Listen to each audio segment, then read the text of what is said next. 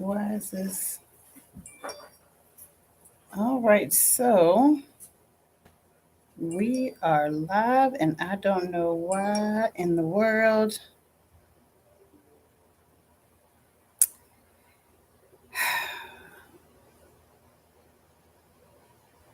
Okay, I got one of these lives that's acting crazy. Y'all know that every single time that I do this, there we go. One more, there we go. We are live. I think technology is just like messing with me, but it's okay because I was pretty much ready for it. I meet it head on. So, good evening, and welcome to another edition of Sex, Love, and Marriage. Actually, it's just Sex, Love, Marriage, but you get what I'm saying.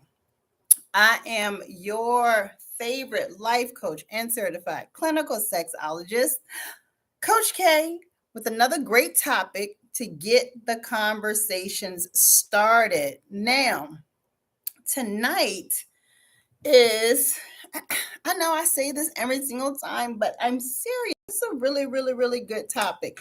And the reason why I say it's a good topic is we are really plateauing, I feel like, at this point of the new normal, where for the last year and a half to 2 years, relationships have been tested.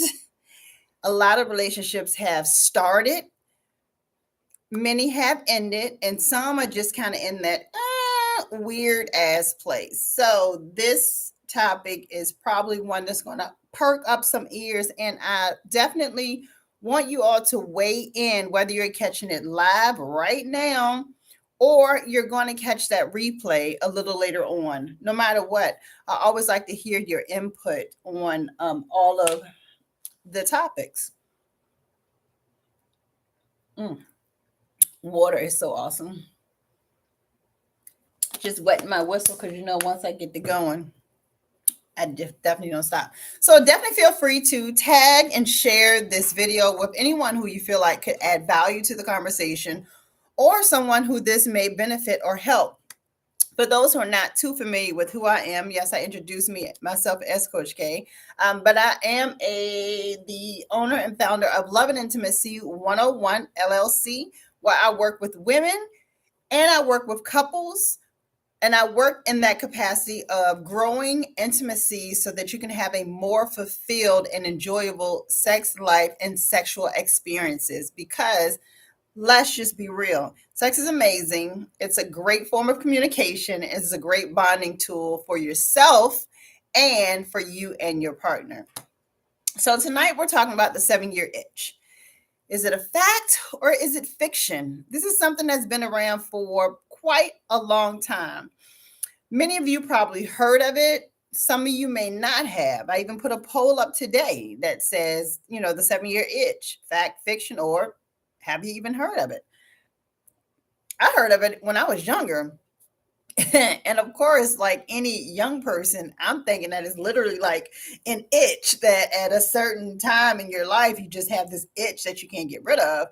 And then as I start to grow up a little bit more, into teenage years and early adulthood, I just formulated my own opinion about what the 7 year itch was. And what formulated my mind was this kind of, you know, you're itching to do something, or you just like that urge want to do something, whether it be something different.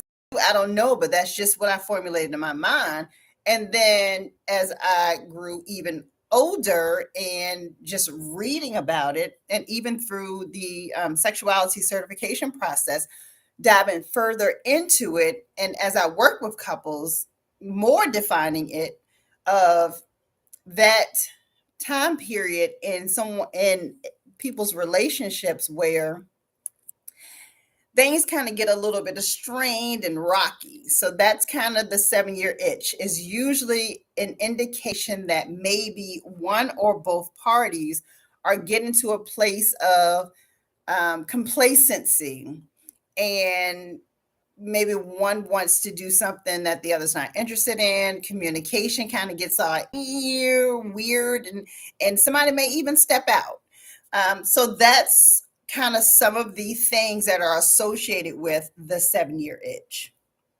Now, before we get too deep into the topic, I do want to remind everybody that some of the things that I have in place right now that really helps with the 7 year itch, if it is indeed a fact or even if it's fiction, is some free challenges that I put out into the world for couples. One of those challenges is the 30 Days of Intimacy Challenge. I really enjoyed this because as couples, we get together and we kind of get to a comfortable place where we're no longer wooing each other and we're also not wooing ourselves. With the 30 Days of Intimacy Challenge, I put together an email series where every single day for 30 days, you get a different activity or expression of intimacy that you can do with your partner, and not a single one of them involves sex. That's what I really love about that 30 Days of Intimacy Challenge. It's I launched it last November, and so we're coming up on the anniversary of it. And as we come up on the anniversary of it, I have the 15 days of sex. Because to me, if you continue to actively put those intimacy challenges in your everyday life with yourself and with your partner, you're adding to your intimacy bank and you're growing. And so now it's time, let's get physical. So we have the 15 days of sex challenge that will launch on November the 15th. It is absolutely free. It is 15 days of positions, enhancements, alternative environments. It's super fun. So, to learn about those, definitely reach out to me and I'll make sure that you have that link so that you can get yourself signed up. So, on the 15th, boom, you are ready to get physical. Anyway, getting back to the 7 year itch. So, I actually asked my husband, we've been married for a little over 16 years. We've been together for damn near 20 years. And I asked him, I was like, do you believe that the 7 year itch is a thing? He was like, what do you mean? I was like, have you heard of it? He was like, yeah, I know what you're talking about. So I said, do you think it's fact or fiction? Do you believe that there's a 7 year itch? And he said, just like with everything in the world, it's an itch. It's a thing for some people and maybe not for others. And I was like, okay, totally understand that. But when I really think about the 7 year itch, I think of that as almost how things are in today's society. It seems like as of late, within the last 3 to 5 years, there are these phrases that we start to coin of things that have been around forever, but now they're categorized and they're grouped.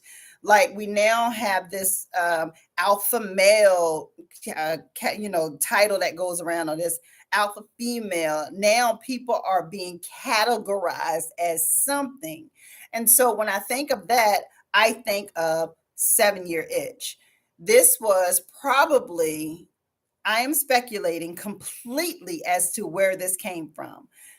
Probably either some licensed therapists or some counselors got together and maybe based on their client base of their couples, they were seeing that at a certain time period in a marriage or in a relationship, they were seeing the same kind of communication strain or relationship strain, or maybe there were a lot of divorces during that 7 year period or approaching that 7 year period, or infidelities, people stepping out around that 7 year mark.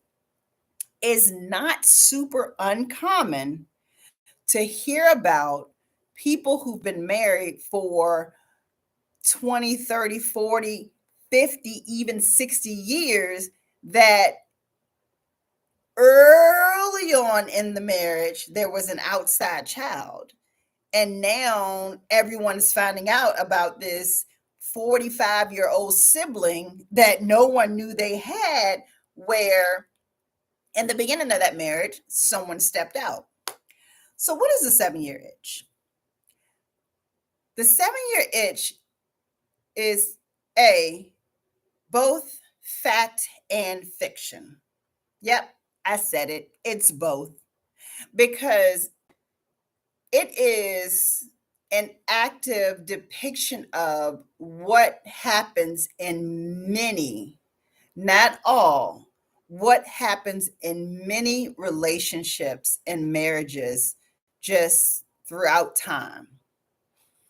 When you get together, of course, you're in that, during that dating phase, you are the best version of yourself. You are essentially a salesperson. You are selling yourself to your partner, and they're selling themselves to you. You are dressing up, you are getting nice, you're taking each other out. When they call, now you got FaceTime. So when the FaceTime call comes in, you're making sure that your makeup's all good, your eyes look good, you're on point, lips not dry, you got your little chapstick, you can put that chapstick on, and then you angle your phone properly and you hi, you have the cute robe on, and then once you get off, you throw the robe off, you look a hot damn mess, and this person's not seeing you in your everyday setting. And so during that dating phase, you are building this persona of who you are and who you hope that this other person sees. And so they start to develop feelings for you. And slowly, little tiny bits of you may bubble up and surface. It's you, of course. A little bit of your personality is mixed in with this heightened persona of yourself. And so throughout this dating phase, you're kind of molding and building yourself to what you think your partner wants, and they're probably doing the same thing to you. And so things get a little more serious, things get a little deeper, usually, and I'm just using averages, around the 3-ish to 4-ish year mark, sometimes 2-ish to 4-ish year mark.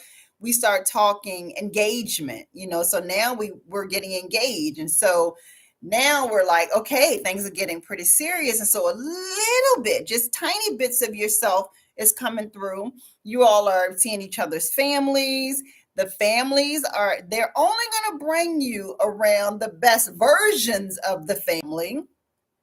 You'd be so lucky to see the real versions of people's family, because I will say this: if you want to know what your future may look like, you absolutely want to go to family functions. Well, that's a whole topic for another day, but I'm telling you, you want to go to family functions and you want to pay attention, not to the best versions of what they're giving you, but the undertones and all of their actual natural reactions. Okay, so we're in the engagement phase. We're mingling with each other's family. We're still giving the best versions of ourselves. We're still trying to woo ourselves, because if we're doing this new version of ourselves, we have to make ourselves believe who we are so that we can continue to project that over to our partner and vice versa. So we're in that engagement phase. Oh my gosh, somebody wants to marry me. Okay, so now when we getting into the next phase is we're getting married. Oh, boom. Now for some people, this is it. I've gotten married. There cannot be anything above that. That's the goal, right? We're married. And so we're no longer, once we reach that goal, because there's this false narrative that there's a finish line to things in life. And the reality is, the finish line is the day you die. Again, topic for another day. But we've gotten married. So we've reached the top of the mountain. We're there. We have plateaued. We reached the top. We're married. So now that we're married, what else is there? I no longer have to make sure that my face is put together when you call me, because you're here every day. You see me. So now we're in this marriage. The time clock starts over. The time that you had banked during dating and engagement, that's over here. Now, it's not too far from your memory because believe me, that's going to come up. You're banking these hours or years. You bank the dating and engagement years. Boom, those are over there. So now the time clock starts over. We're married. Whoo, guess what? There's no handbook for the whole marriage thing, just like there aren't for kids, but there's no roadmap to what a marriage is supposed to be. A huge, huge misperception of marriage is that it should look a certain way. And for the most part, because again, as I'm speaking in averages and in general. If I were speaking with a client, I would have more history so I can speak more direct. So I'm just speaking in general terms. So our time clock starts over. We're now married. So now we're thinking, okay, we're going to do this married thing the way that it should be done. And while we were put on this version of ourselves during dating, we're now putting on this version of husband and wife, or wife and wife, or husband and husband, or person to person, spouse to spouse. We're now putting on these versions of married people.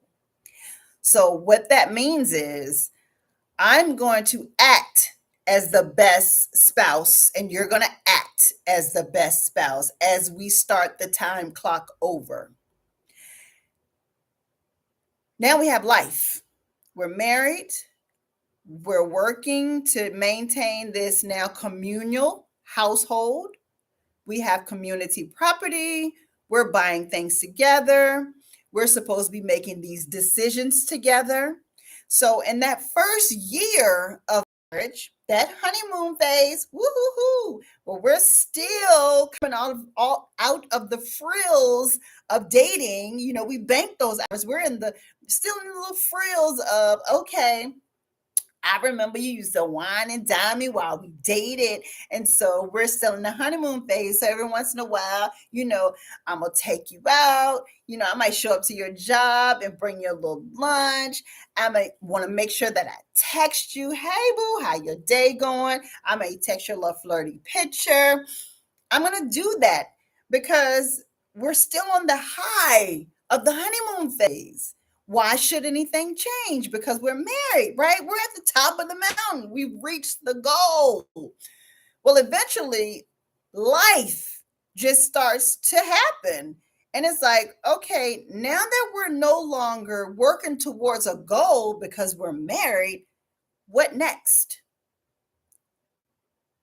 Sometimes it's,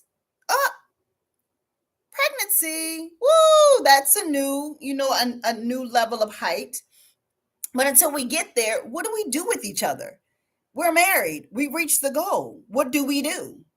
Well, this is why you never want to think of marriage as the finish line. Because again, I said the finish line is death.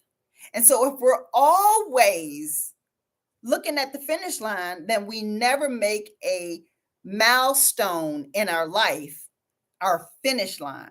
It is a goal that we can reach, but we want to keep going. One thing that I can say is, while your goal may have been marriage, did you ever think of happy marriage, healthy marriage, productive marriage being a part of those goals? Probably not. So now we're moving into about year 2 or 3 of marriage. We've gotten the hang of each other. We're now living with each other on an everyday basis. We're seeing how each other wakes up. We're seeing how someone may throw laundry all over the floor. We're seeing how someone brushes their teeth. We're seeing how they sleep with their mouth open, how they snore, they slob all over everything, how they hang out with their friends. We're seeing all of these things on a 24/7, 365 basis. It is no longer part-time. We're married now. And so in that 2 to 3 year mark, we're just kind of watching like, okay, That really bothers me, but I love my partner so much. I really don't want to say anything. I think it's okay. I'm not going to say anything. I'll let this slide. Whatever. So we getting into 3 or 4 years, and maybe children have become a part of the life. Like, yay, now we've added children into the picture. So we've added this new level of nuance and learning because we're already having to learn each other. Now we're learning this whole parenting thing. So we became husband and wife, we became spouse and spouse, we became partners. Now we're parents. Woo, we just added that into the mix. We're homeowners. Woo, gracious. We own cars. We own all this stuff. Now we're learning. So in 3 to 4 years span, because we started that clock over, we have condensed so much life into this one small time period, and we're just trying to figure it out. So as we start to approach that 7 year mark, I say 5 to 7 year mark, things have just become strained. We're no longer wooing ourselves. We're no longer wooing each other because we're just trying to keep our head above marital water and trying to figure this shit out. What the hell do I do with you seriously? I hate the way you snore. I hate the way you slob. Your feet stink. You throw your shit all over the floor. You don't help me with the kids. You come in late because you're hanging out with your friends. You're always doing for your friends. You don't respect me. Da da da da da da da da da da da da da. All of these things all of a sudden pop up and they're a problem. Well, guess what? Those things that we're speaking of didn't just show up around that 5 to 7 year mark. They were there from the banked years that we have back in the dating phase. They were there. But now they're in your face every single day. And you're realizing that I am now completely legally attached to this. And I have to put on my big girl drawers and figure out, how do I navigate this? Well, just like when we were born into this world and we were babies, when we were 4 and 5 years old, I'll even say 3, 4, and 5 years old. What do most 3, 4, and 5 year olds do when they're frustrated? I'll give you a second and I'm gonna drink some water. Throw it in the comments. What do most 3, 4, and 5 year olds do when they're frustrated? I say 3 to 7 year olds. Do you think being married for 25 years is okay for a hall pass? Hell no, it's not. But that's another day for another topic. So most 3, 4, 5, 6, and 7 year olds fall on the floor. Yes, they fall on the floor when they're frustrated. They cry. They throw a tantrum. They just whine. They can't articulate what's wrong with them because they don't know. So take that exact same scenario and put it into a newly formed relationship called marriage. In year 3, 4, 5, 6, and 7, you're both frustrated. You don't know how to communicate or articulate to each other what it is that's upsetting you or frustrating you. And so you start to throw tantrums. Grown people throw things. Yes, going through things. You start to throw tantrums at each other. You start to speak at each other. During that turmoil of non-communication, if you are not able to find someone that can support you both and help you to talk yourselves through this, such as a coach like me, or a licensed therapist, or a counselor, or a trusted neutral friend, or your pastor, or whomever, if you can't find that support, then someone is going to seek to release that frustration in the ear of someone outside of that marriage that may mean them no good. And that is where potential infidelities and insecurities and distrust. That's where that comes into play. And so if you think about the 7-year itch, that's why I say, yes, it is both a fact and a fiction if you allow it to be. If the frustration is usually coming from us thinking about the banked years from dating and engagement. We're thinking about the things that used to be. We're thinking about how the communication just seemed to flow. Well, probably you were talking superficially a lot during that phase, whereas now you have to talk about meaningful things. And because you didn't take true time to see the actual person that you were dating and engaged to, you're actively learning that inside of the marriage.